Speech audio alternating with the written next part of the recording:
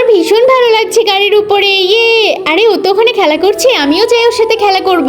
ইয়ে ইয়ে, কত মজা হচ্ছে। ম্যাডাম ম্যাডাম, আপনার গাড়ির উপরে আমাকে উঠতে দেবেন? কি, আমার এত দামি গাড়িতে তোকে উঠতে দেবো? যা ভিখারি। ছেলেটাকে ওইভাবে অপমান করলো। আমি বাবাকে গিয়ে বলি, বাবা বাবা, তুমি আমাদের ওইরকম গাড়ি কবে কিনবে? আমার ওইরকম গাড়িতে ওঠার খুব ইচ্ছে।